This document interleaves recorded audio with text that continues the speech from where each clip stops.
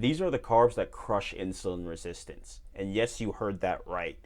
Carbs actually can help you crush insulin resistance. They just need to be from the right sources. And when you intake these carbs from the right sources, you can actually eat them in large quantities to stay full, energized, as well as healthy. And on top of that, reverse your metabolic disease. And we're going to get exactly into what those foods are and how you can prioritize them in your meals in order to crush your cravings, stay full, and reverse your insulin resistance. So we're going to get right into it. My name is Rob. I'm the founder of Healthy You, where we help busy entrepreneurs, professionals, executives crush their insulin resistance so they can lose fat, regain their energy, and overall improve their quality of life. And there's a lot of unhealthy people in the world today, and I don't want you to be one of them. And this video is supposed to empower you with the information to make a change with your lifestyle so you can better live a healthy life. So let's get right into it. Following the advice that I display in this video will help you achieve similar results to the ones that I got. So in the left, I was about 270 pounds. I was pre-diabetic, had elevated fasting glucose, elevated cholesterol. I had fatty liver disease. I had decreased kidney function. I had numbness in my hands and feet, skin pigmentations and tags. I had all the symptoms of insulin resistance and pre-diabetes. So I took some of the information that I'm about to give you in this video to make a complete habit and lifestyle change to get the results that you see on the right, where I lost over 90 pounds. I completely reversed my insulin resistance and eradicated my prediabetes and my fatty liver. And now I have pretty much healthy metabolic markers across the board. And I've been able to maintain pretty much all of these results through the sustainable changes that I'm going to tell you in this video. But I'm not the only one that this has worked for.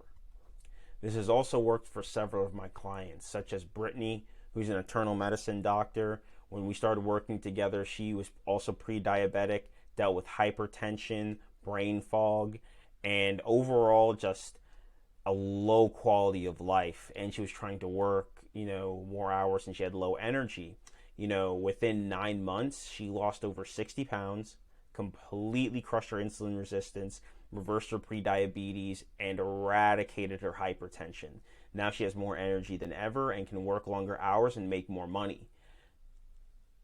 Andrew, who's a copywriter, also has a very demanding profession, works a lot of long hours, and he had been type 2 diabetic for years.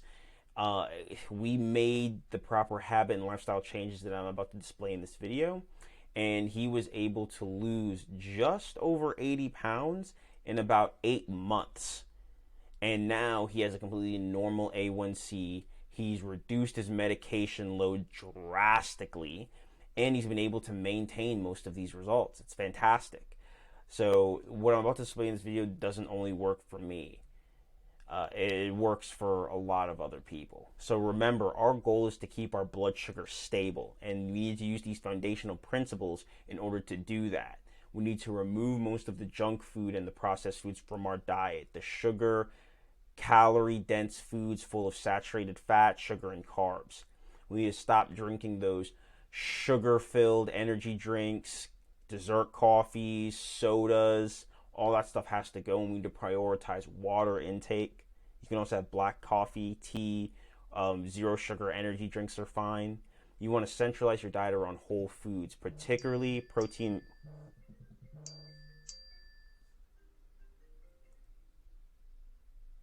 You want to centralize your diet, particularly around whole foods, particularly around protein and carbs. Sorry, carbs, these carbs are coming from vegetables because these maintain high amounts of micronutrients such as fiber, vitamins, and this will help lower your glucose spike. Now you can have other carbs from legumes and fruit, but you want to eat those last. So you want to have the protein and veggies first, eat those in large quantities, and have smaller quantities of fruit and legumes. And then you want to prioritize sleep and moving more. The reason we prioritize protein and veggies and sleep so much is because these will be the main regulators of our blood glucose. Meaning Protein and veggies, out of all the foods outside of fats, have the lowest glucose spike. But not only that, they also have the lowest amount of calories. This is not just about what foods spike your glucose the least. It's also about the calorie load and inflammation. So sure, you can have higher amounts of fats, but fats contain more calories as well as they can lead to inflammation. Protein and veggies don't do that. They have a lower amount of calories and they are satiating. They have a ton of micronutrients and they keep you full throughout the day. So, and they spike your blood glucose the least outside of fats. So you want to have 4 to 6 ounces of protein with every meal, at least 3 ounces. This is what's going to keep you full and hearty and give you at least 20 to 25 grams of protein every meal.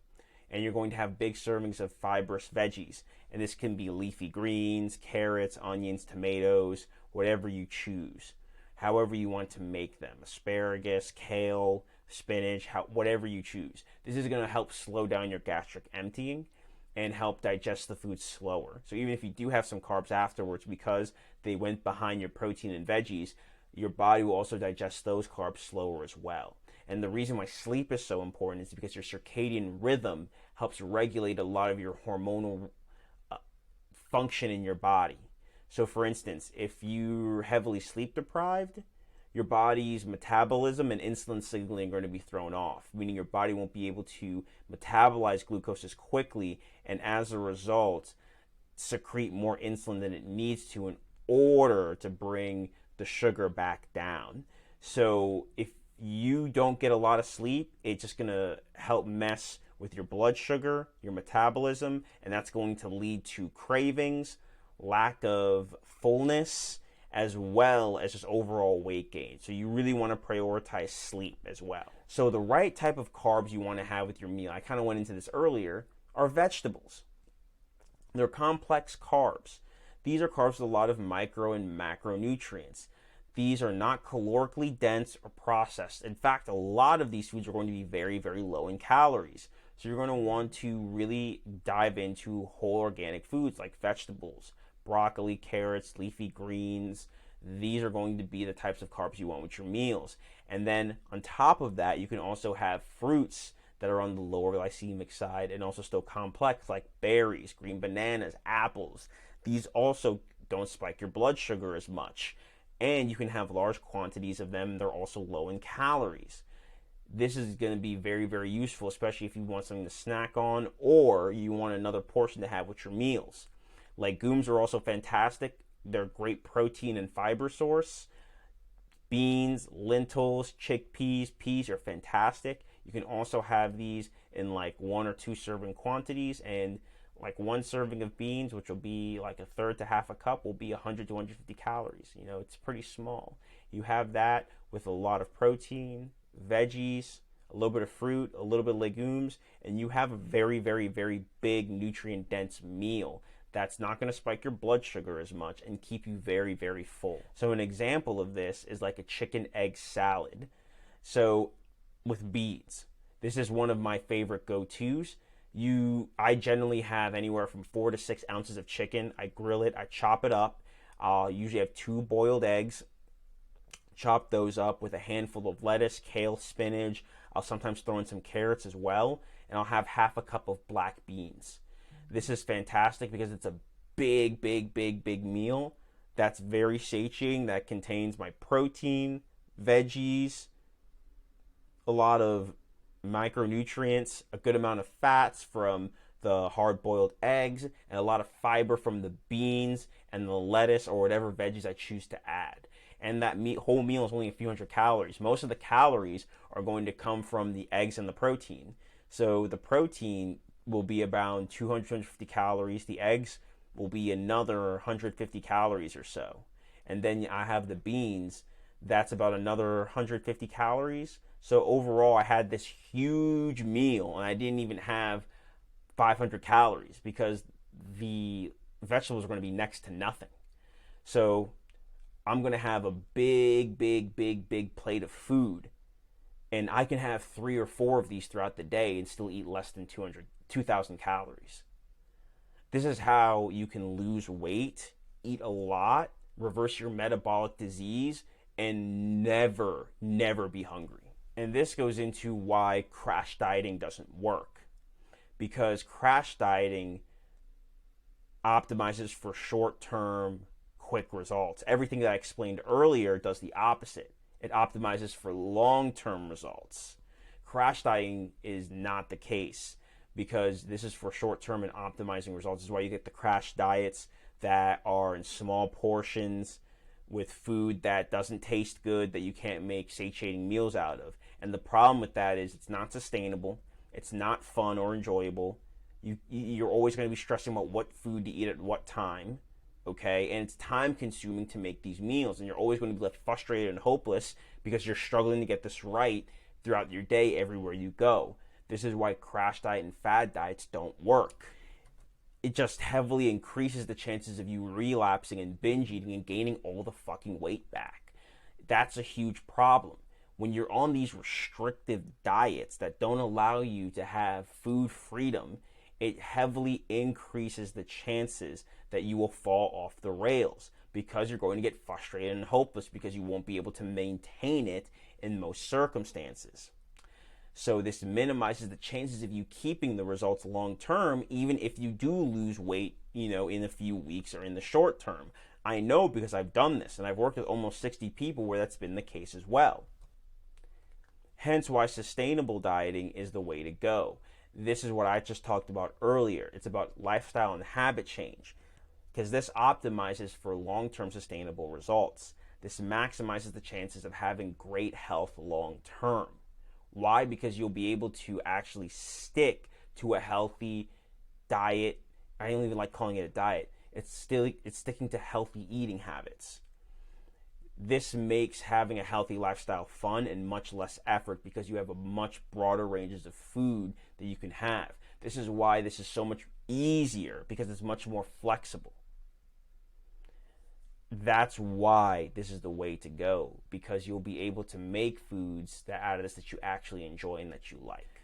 But also, you want to add on exercise, sleep, and using supplements as well. You want to use supplements to improve and accelerate your results. They don't want them to be the foundation. But it's like I mentioned earlier, sleep needs to be a high priority, along with exercise and movement, along with your eating habits.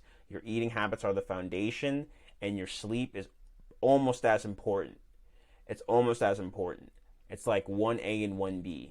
And then you want to add in your exercise and supplements as a complementary to what you're doing.